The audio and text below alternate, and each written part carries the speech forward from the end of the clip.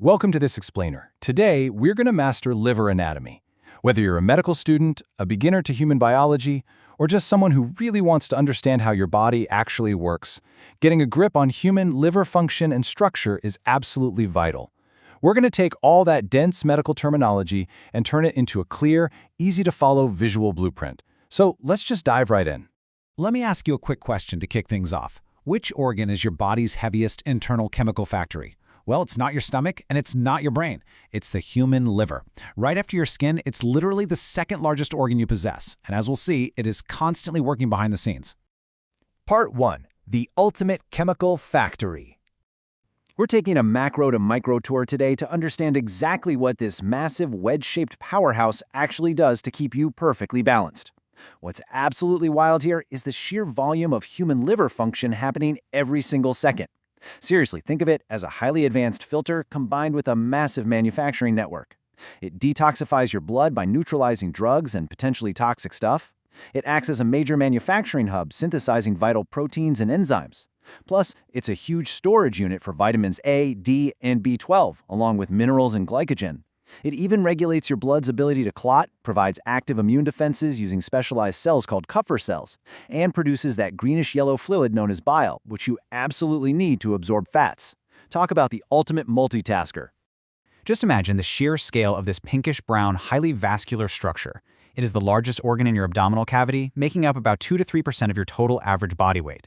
It's got this soft, almost friable consistency, acting like a giant blood-soaked sponge that's constantly filtering, storing, and processing nutrients. Part 2. Location and organ neighbors. To really grasp liver anatomy, we need to spatially map exactly where this thing sits inside you. The liver is tucked safely away right in the right upper quadrant of your abdomen. It sits securely just underneath the right side of your diaphragm. And because it's so vital, it is heavily protected by your rib cage. In fact, its lower edge aligns perfectly with the bottom border of your ribs. You can almost literally feel where it ends. But it definitely doesn't live in isolation.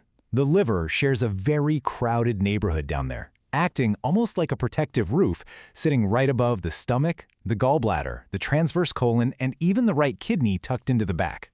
Part 3. The two faces of the liver.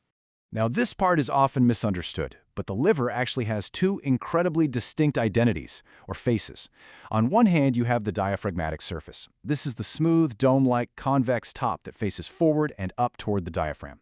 On the other hand, you have the visceral surface, which is the bottom face. This one is relatively flat, highly irregular, and points down and back toward those neighboring organs we just mentioned.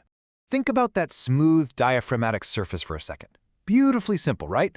It perfectly hugs the underside of your diaphragm. But then there is a very sharp inferior border at the bottom edge.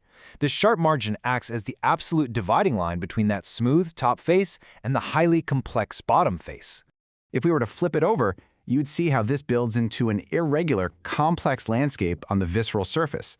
Because the liver sits directly on top of so many other organs, those organs literally leave physical dents, or impressions, right on the liver tissue itself. There's a spot from the stomach, one from the right kidney, and another from the colon.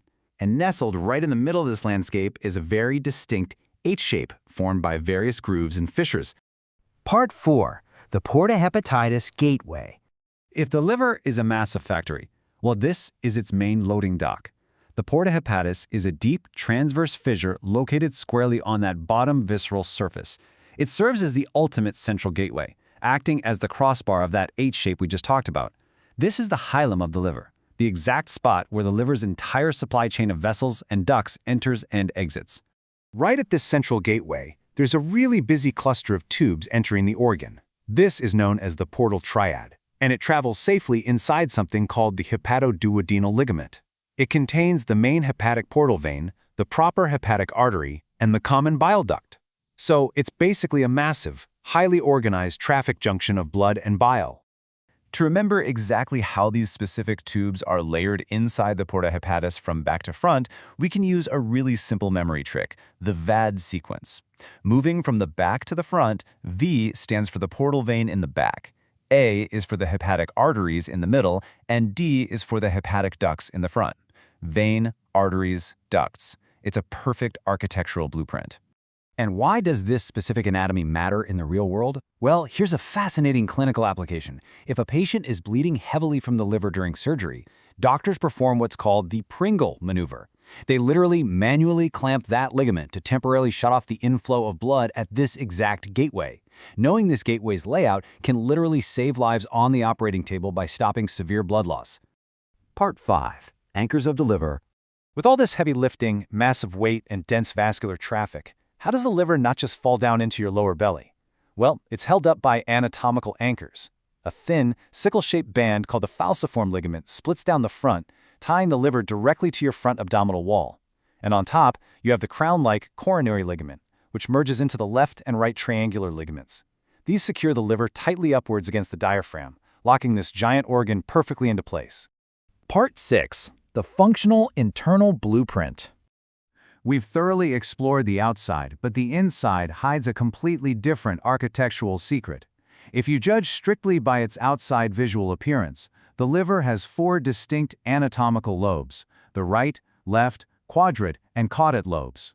But functionally and surgically, the liver behaves as just 2 units, the right and left liver lobes. These functional lobes are separated internally by blood flow along an invisible boundary, known to surgeons as Cantley's line. But we can go even deeper than that. According to the widely used Quinaud classification, those 2 functional lobes further divide into exactly 8 independent segments. 8. And what's absolutely amazing here is that each of these 8 segments operates like its own mini liver, complete with its own completely independent vascular inflow, outflow, and biliary drainage. Let's do a quick recap to lock all this in. The liver is your body's massive, multifunctional chemical factory. Spatially, it features a smooth, diaphragmatic top face and a highly irregular, dented visceral bottom face.